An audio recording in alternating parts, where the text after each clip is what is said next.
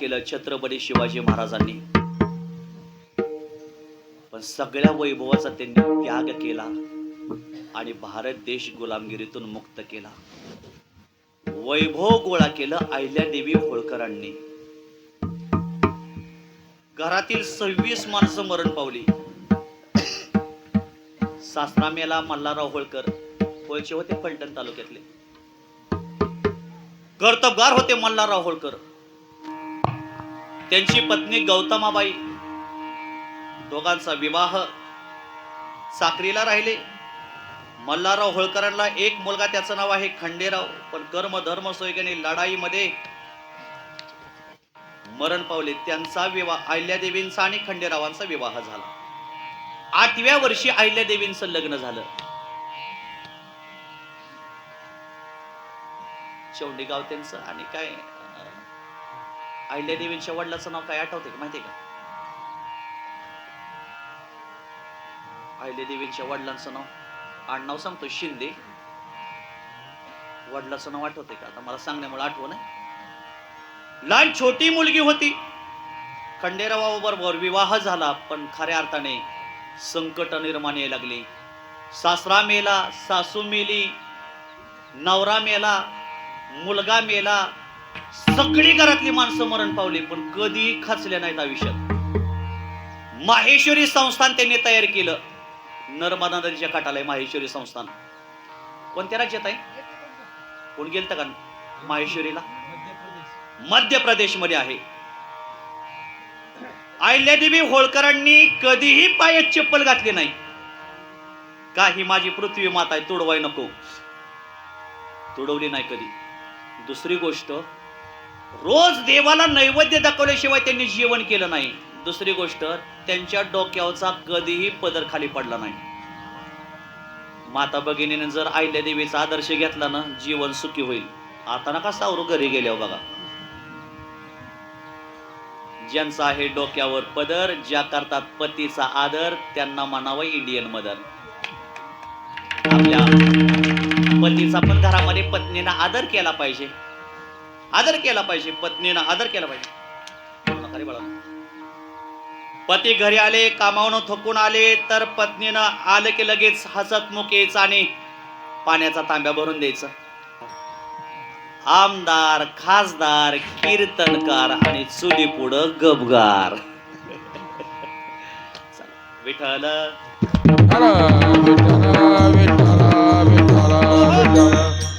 अहिल्यादेवी होळकरांनी 5 किलोची सोन्याची पिंड घृष्णेश्वराला अर्पण केलेली आहे. अहिल्यादेवी होळकरांनी पहिल्यांदा स्त्रियांना काय काढलं असेल तर साडी अंगावर घालाय काढली. साडी आजही तिथं कैदी, आरोपी साडी बनवतात, जाऊन बघून या. 1 लाख रुपयाची साडी त्यांनी तयार केली. माझी सौभाग्यवती, कधीही म्हणजे उघडी दिसू नाही म्हणून, पण अहिल्यादेवीने लाख रुपयाची साडी तयार केली, पण कधीही अंगावर 1 लाख रुपयाची साडी घातली नाही. पांढरी साडी घातली. कितीतरी सोनं माहेश्वरी संस्थानमध्ये होत होतं, गोळा होत होतं, पण स्वतःच्या गळ्यात 1 फुटका मणी सुद्धा घातला नाही. वैभव आणि त्याग ज्यांनी केला त्यांना संत म्हणावं, वैष्णव म्हणावं. आणि तिसरं लक्षण, बळ आणि बुद्धी ज्यांच्याकडे आहे त्यांना वैष्णव म्हणावं. बळ आमच्या स्वानंद सुखनिवासी सद्गुरू जोग महाराजांकडे होतं. संस्थेचे संस्थापक जोग महाराज.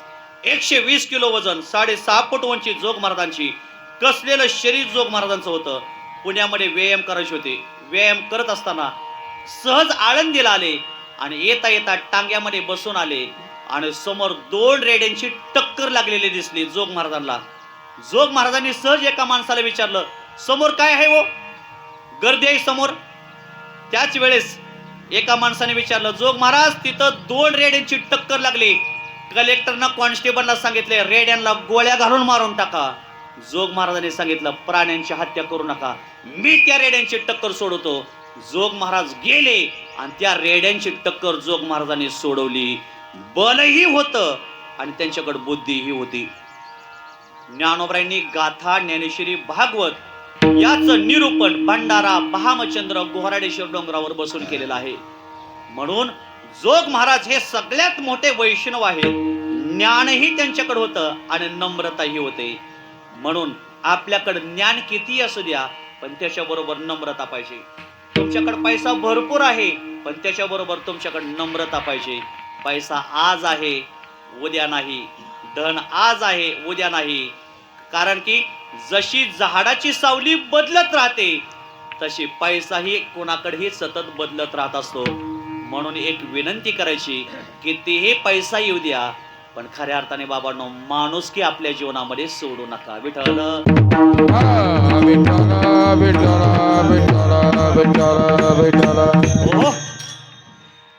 आज बरीचशी लोक मी पाहिले ते सांगतोय, शहरामध्ये असे गोपासारखे गळ्यामध्ये हे घालतात, चेनी घालतात. काय चेनीच म्हणायचे त्याला, हा, खूप मोठी मोठी त्यांच्या गळ्यामध्ये चेन असते.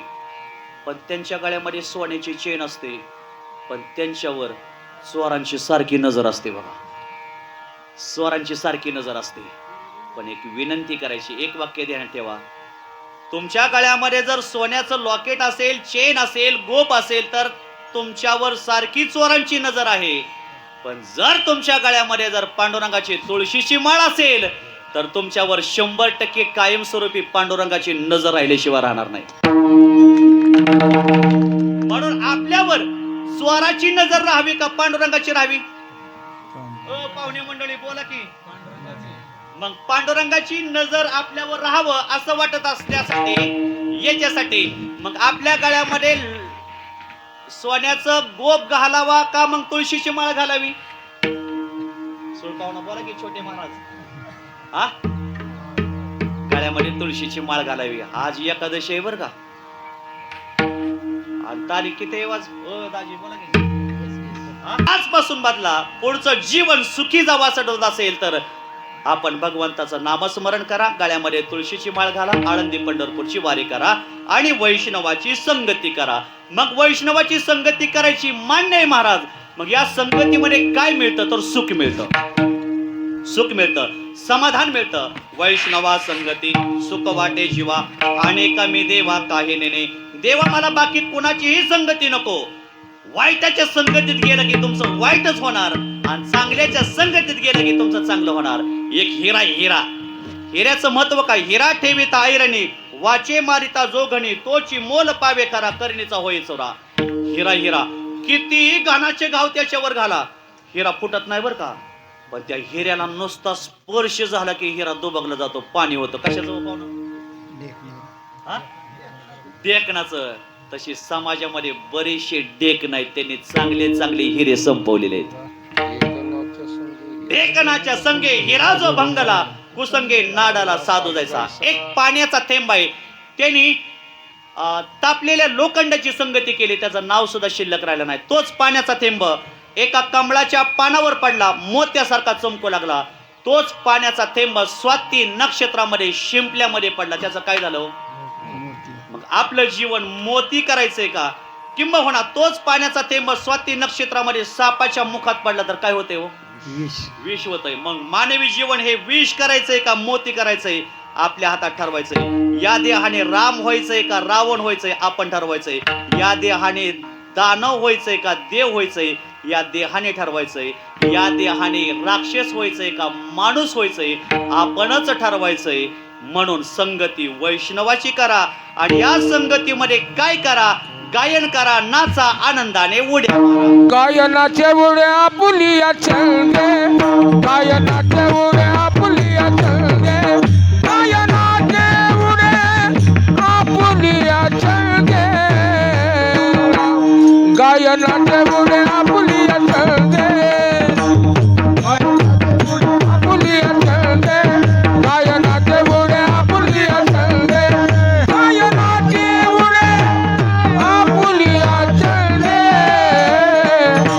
गायनाचे उड्या पुलिया चलगे, मनाचे आनंदे आवडीने,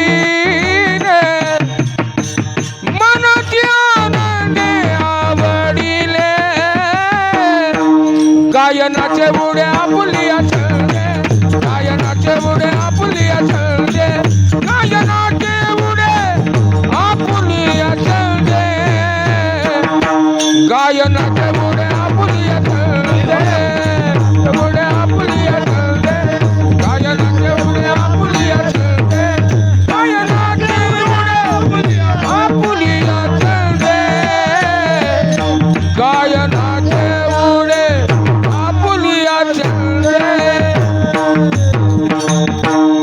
गायनाचे उडे आपुलिया छंदे मनाचे आनंदे मनाचे आनंदे मनाचे आनंदे आवडीने गायनाचे उडे आपुलिया छंदे मनाच्या आनंदे आवडीने विठोबा रखुमाई विठोबा रखुमाये जय विठोबा रखुमाये जय जय विठोबा विठोबा रखुमाये विठोबा रखुमा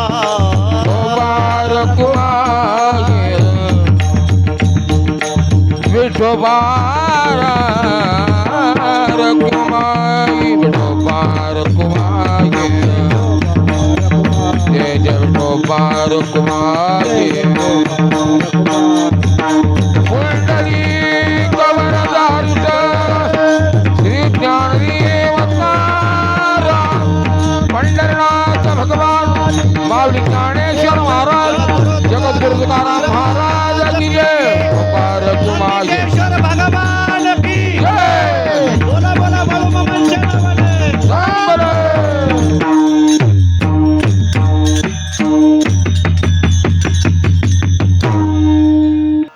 दाताशिवाय हाती शोभत नाही, पाण्याशिवाय विहीर शोभत नाही, पंखाशिवाय पक्षी शोभत नाही, तसं हाराशिवाय महाराज शोभत नाही. असाच घालून घरी जातो. वैष्णवाची संगती करावी, इतराची संगती नको. एक विनंती आहे, ज्ञानोबऱ्यांची संगती करा, आळंदीला जावा, माऊलींच्या चरणी नतमस्तक व्हा आणि आपलं सगळं गाराणं माऊलींना सांगा. माऊली सगळं गाराणं ऐकतील आणि तुमचं गाराणं दूर करतील. पंढरपूरला जावा, पुंडलिकरायाच्या चरणी लीन व्हा. महान संत आहेत, वैष्णव आहेत पुंडलिकराय, त्यांना गाराणं सांगा, ते आपलं सगळ्यांचं गाराणं दूर करतील. पैठण क्षेत्रामध्ये राहणारे नाथ महाराज आहेत, शांती ब्रह्मनाथ बाबा आहेत, त्यांना दत्त भगवंताचा साक्षात्कार झालता नाथबाबांना बरं का. दत्ताचं लय कडक असतं बरं का. त्याच्याबरोबर बाळूमामाचं बी लय कडक आहे. गुलाल भंडारा बुक्का लय ताकद आहे त्याच्यामध्ये. कधीतरी आदमापूरला चलत चला, जात जावा. बाळूमामा हे महादेवाचे अवतार आहेत. रुद्राचा अवतार थोर ह्यो राहतो आदमापुरात. एक महान संत आहेत बाळूमामा सुद्धा. आपलं सगळं गारणं त्यांना सांगा. मामा माझ्या प्रपंचात संकट आहेत, दूर करा. मामा माझ्या प्रपंचात अडचण आहेत, दूर करा. मामा माझ्या मुलीचं लग्न होत नाही, सांगा. मामा बरेच दिवस झालं पोटी संतान नाही, सांगा. श्रद्धेनं सांगा, प्रेमाने सांगा, विश्वाने सांगा, विश्वासानं सांगा आणि मनात भाव धारण करा संतांविषयी. देव सगळी संकट दूर करतील. म्हणून संगती वैष्णवाची करा, वाईटाची नको. कुठल्याही निमित्तातून करा, जीवाला उपयोगी पडते, वाया जाणार नाही. आज मारुती मामांच्या स्मरणार्थ आज संत संघ आहे, भगवंताचं चिंतन आहे. एक कुठंतरी सगळ्या माणसाला चार विचार पोहोचावेत म्हणून आज हा कार्यक्रम या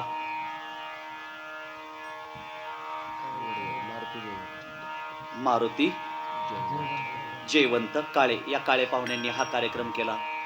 मारुती मामांनी आपलं जीवन प्रपंच करत करत, प्रपंचाची कुटुंबाची सेवा करत आपलं जीवन एकादशी दिवशी गेल्या वर्षी भगवंताला समर्पण केलं. घरात त्यांना मुलं आहेत, त्यांना बहिणी आहेत, त्यांचे भाव आहेत. मारुती मामांच्या सौभाग्यवती असतील, त्यांचा सर्व परिवार आहे, इवाई असतील, जावाई असतील. एक कुठंतरी त्यांनी एक माणुसकीचं नातं जपलं. कुठंतरी त्यांनी कुटुंबाची सेवा करत करत काय का होईना त्यांच्या हातनं घडलेलं आहे 100%. त्याच्याशिवाय एकादशीच्या दिवशी पुण्यस्मरण येत नाही.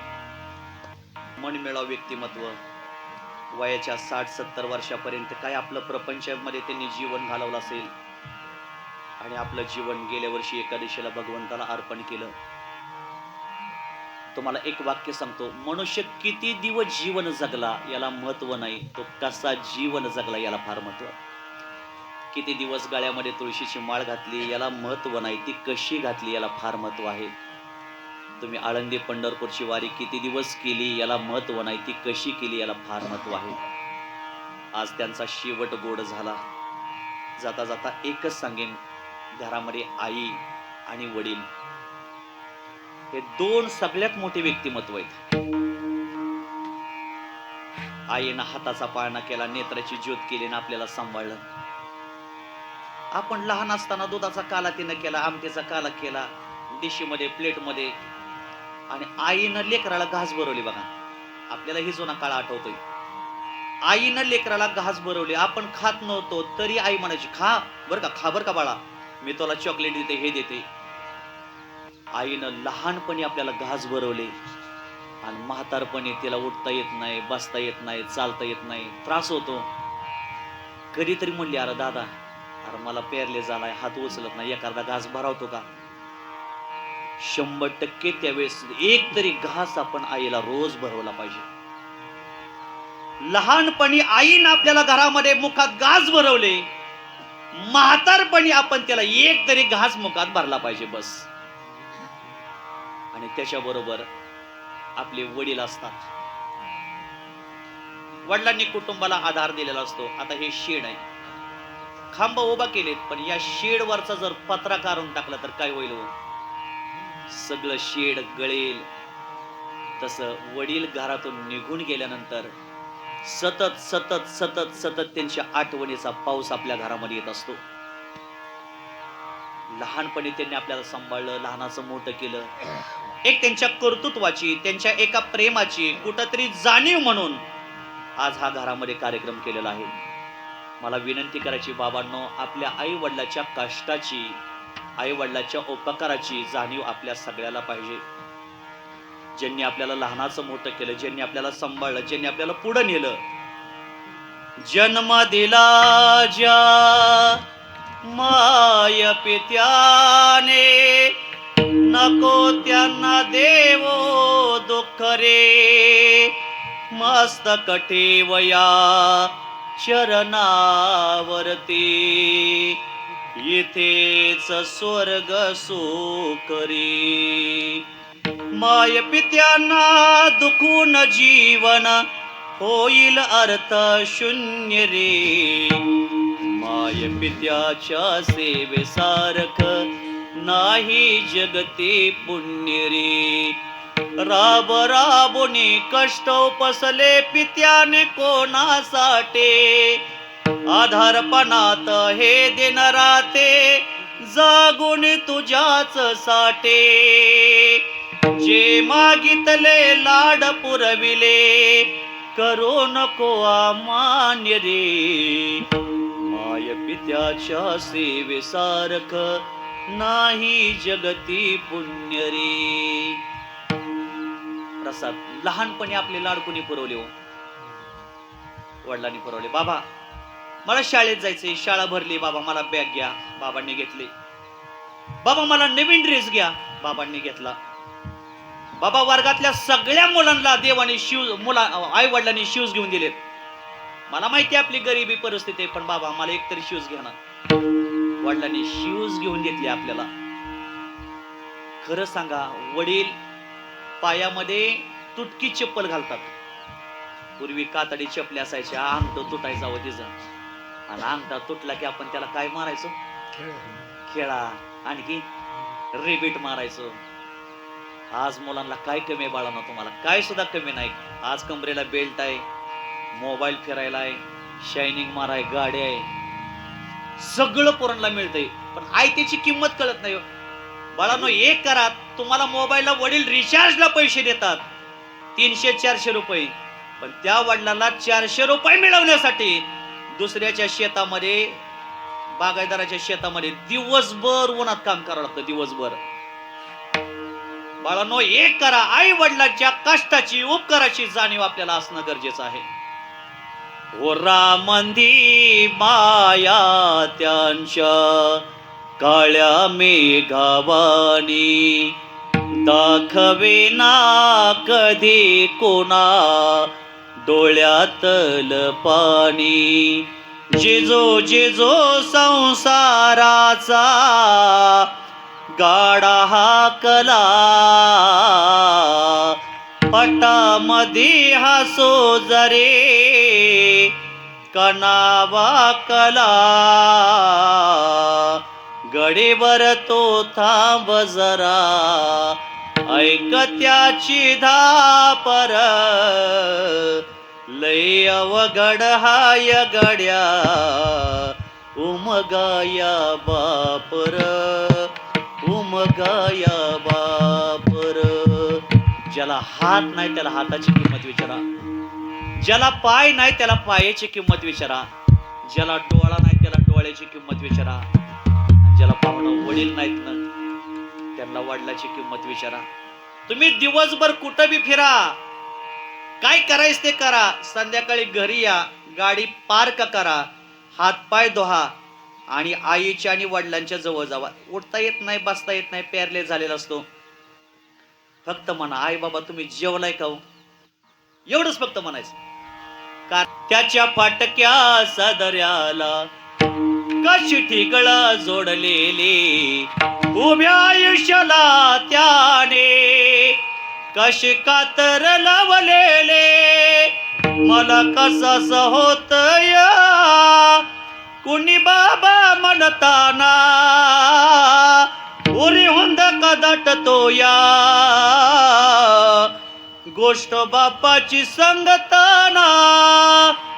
एका वेळच्या जेवणाची जिला चिंता आहे तिला आई म्हणावं, आणि आयुष्यभराच्या जेवणाची जो व्यवस्था करतो त्याला बाप म्हणावं. प्रत्येकाचे वडील आई किती कष्ट करते तिलाच माहिती. आज तुमची परिस्थिती मोठी झाली, सगळ्यांची मोठी झाली, तुमच्याकडे आज 10-20 तोळ सोन आहे, आईला मोठा नेकलेस गंटन घेऊ शकचाल, पण ज्या आईनं काम करून तुम्हाला मोठं केलं तिचे मनगाटाची कुलप दुखतात, तिचं गुडघं दुखतात, कंबर दुखते, ही पुन्हा माघारी आणून देऊ शकत नाही, आपण नाही कधी देऊ शकत. म्हणून आईची थोडी सेवा. पार्वती मामांनी काय आपल्या जीवनामध्ये कष्ट केलं, शेती केली, घाम गाळला, एक प्रामाणिक व्यक्तिमत्व. आज एवढी लोक कार्यक्रमाला आलेत, 100% त्यांनी आपल्या जीवनामध्ये माणुसकीसारखं प्रेम जपलं. नाहीतर कोण कोणाच्या घरी येतो येऊन, कोणाला 1 मिनिट वेळ नाही. आज लोक 2-2, 3-3 तास कार्यक्रमाला आलेत. तुम्हा सर्वांना कोटी कोटी धन्यवाद देतो. या परिवाराच्या चरणी सेवा समर्पित करतो. एवढं मोठं मामांचं वर्ष श्राद्ध तुम्ही थाटामाटामध्ये केलं, ते जिथं असतील तिथं म्हणतील माझ्या मुलांनी शेवटचं कार्य घरात चांगलं केलं, आणि एवढंच आपल्या बरोबर आहे, बाकी काही आपल्या बरोबर येणार नाही. म्हणून वर्ष श्राद्ध करा, गावामध्ये सप्ताह करा, नंदकेश्वर भगवंताची सेवा करा, पंढरपूरची वारी करा, आदमापूरची वारी करा, व्यसनापासून लांब राहा, मांसाहार कोणीही करू नका. मांसाहारासारखं पाप या जगामध्ये कोणतंही नाही, म्हणून हे करू नका. झालेली सेवा पांडुरंगाच्या चरणी, ज्ञानोबरांच्या चरणी, मामांच्या चरणी समर्पित करतो, काळे परवेराच्या चरणी समर्पित करतो, आणि माझ्या वाणीला या ठिकाणी पूर्ण विराम देतो. ज्ञानेश्वर माऊली, ज्ञानराज माऊली, ज्ञानेश्वर माऊली, ज्ञानराज माऊलीकार, ज्ञानेश्वर माऊली. आम्ही जातो तुम्ही कृपा सो द्यावी, आम्ही जातो तुम्ही कृपा सुद्यावे, सकाळ संगावे विनंती माझे, सकाळ संगावे विनंती माझे.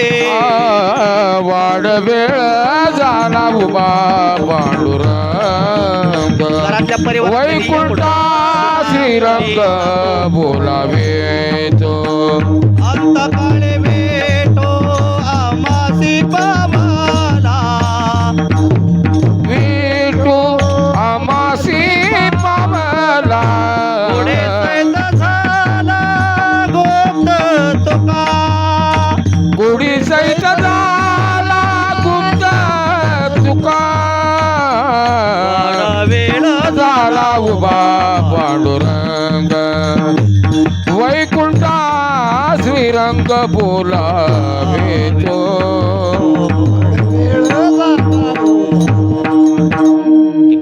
बोला पुंडली कवरदा श्री ज्ञानदेव तुकाराम पंढरीनाथ भगवान की जय माऊली ज्ञानेश्वर महाराज महाराज की की जय जगद्गुरु तुकाराम महाराज महाराज की की जय हर हर महादेव हर हर महादेव नंदिकेश्वर भगवान की जय विठ्ठल जय जय विठ्ठल जय विठ्ठल जय जय विठ्ठल बोले ले कुरे वेडे देवा कुळे उतरे करा